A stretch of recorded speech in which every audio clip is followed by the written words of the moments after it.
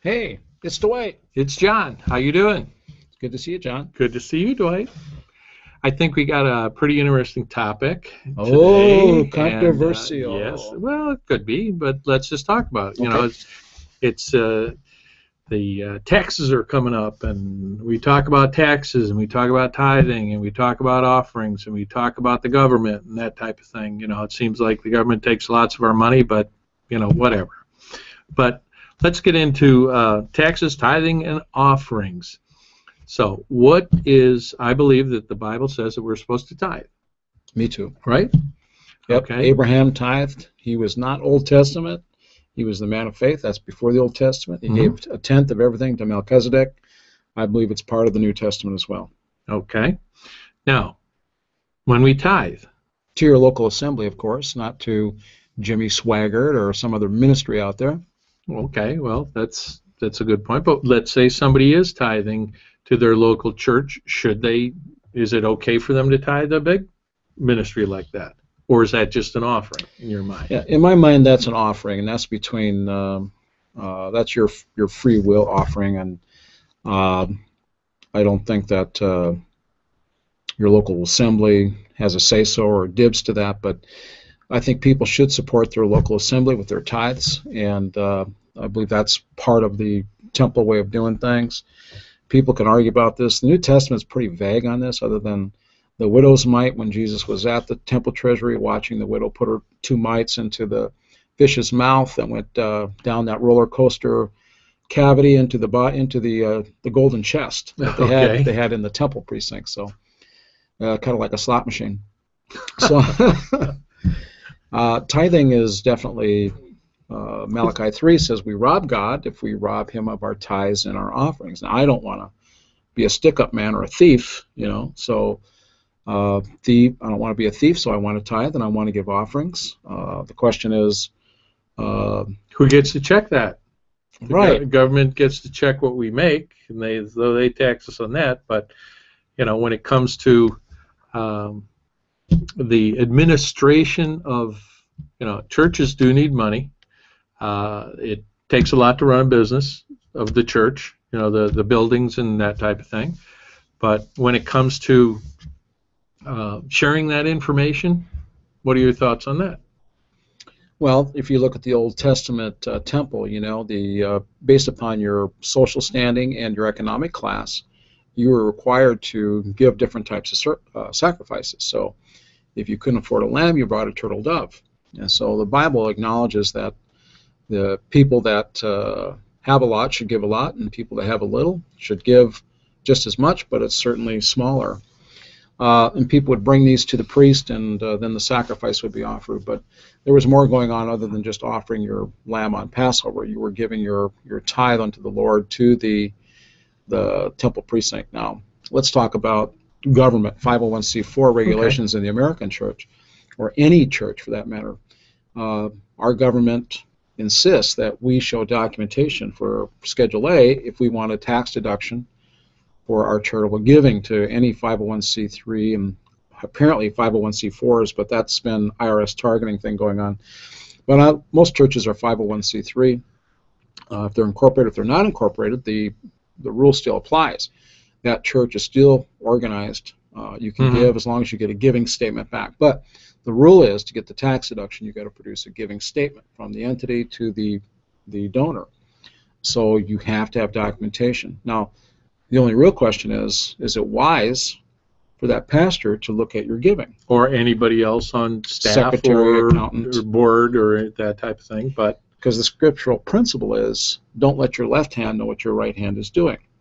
So you tithe in secret, you pray in secret, but as soon as an officiant looks at those numbers, they'll go, you know, gee, Dwight and John aren't given much anymore. Or we're given a bunch and we're good guys. Exactly. And so we'll get preferential treatment in a gay clothing church because we give a lot. We get to sit on the front row, and we'll get wined and dined and be asked to lunch with the bigwigs.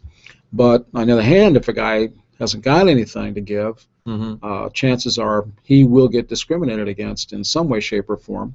I remember my mother-in-law getting a telephone call from a board member at her church saying, you haven't been giving. And how long ago was this?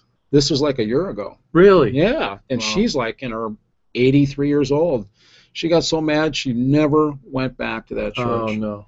Because she said, it's none of your business how much I give. It's between me and God whether I give. And I think that's the right answer. And I think if you're wise as a leader and you're looking at the statements, you'd be wise to look at your statement alone and forget about everybody else's. Now, what happens is... Again, that's your opinion, my opinion. Yeah, that's my opinion. I got usually 2 or 3 of them on a subject. But when you think about it, though, is that's going to color your opinion of somebody. If you're robbing God, you're a thief of your tithes and your offerings. It does show that you don't have faith. Is it a sin? Will people go to hell if they don't tithe? What do you think of that, John? Well, if Scripture says that I'm robbing God, I think that there is I think that's a great question. I don't have the answer. Now, listeners, we'd love to have you email your thoughts on that. Help us out on this one. Am I going to hell if I don't tithe or give an offering? Because I'm a thief. I've robbed God. Is that the way God sees it? There's definitely an attitude problem. Yes. On the giver, sometimes.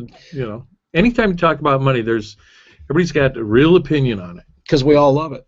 We all love money. It's the root of all evil. Got to have it to live, and my income and my salary and all that is confidential. I don't want you knowing about it, that kind of deal. Now let's talk about being a cheerful giver. Yeah, that's a good one. So everybody likes happy people. All of a sudden, we're trying to accomplish something as a church, blah, blah, blah. And so we want everybody to give to this, okay?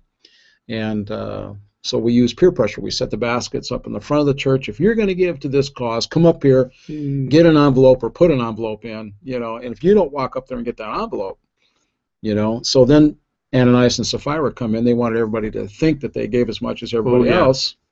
So you walk up there, get the envelopes, show everybody you're a willing contributor, you're part of the team effort. That's peer pressure, and that's fear, and that does not make for a cheerful giver. I don't think that's I wise. agree with that, but on the same light, when you're trying to meet financial responsibilities, you have to encourage people. Right. The church is short. We're not making our building payments. We're going downhill. We're going to go bankrupt.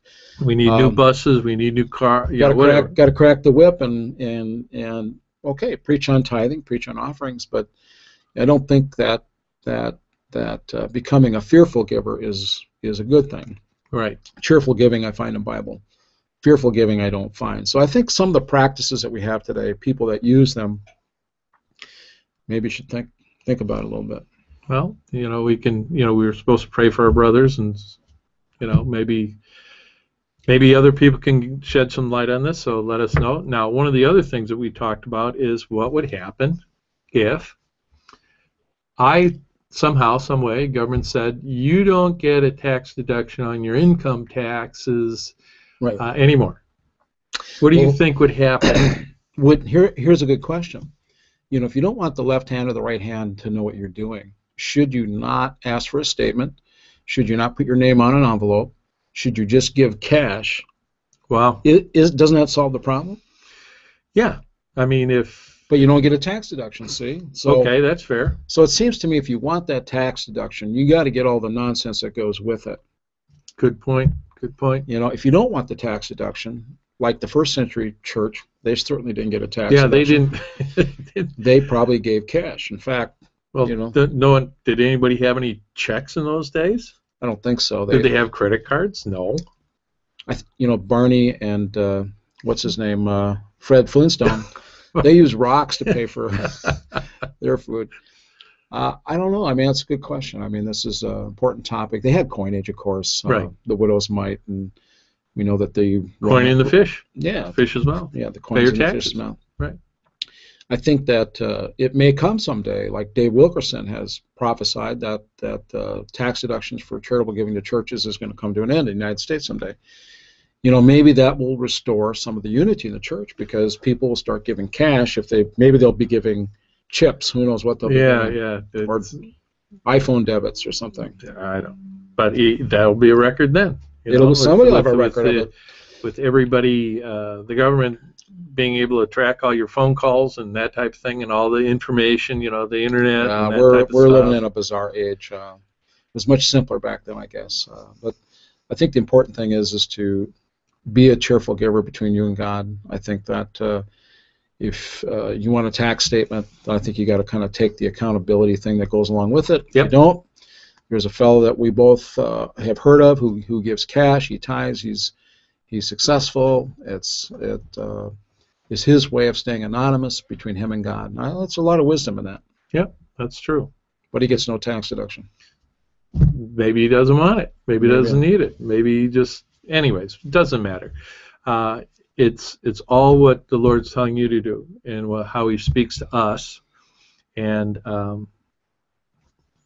it's a difficult topic, but sometimes it shouldn't be. Maybe that's why we're talking about There you go. We're just trying to flesh some information out and trying to understand where we stand on things, and encourage other people to give tithes and offerings. Yep, keep on giving. All right. God bless you all. Thanks a lot. See you later.